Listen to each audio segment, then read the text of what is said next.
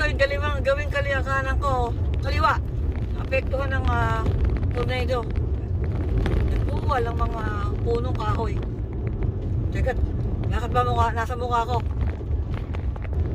Ayan. This is Turkey Rock Creek Road.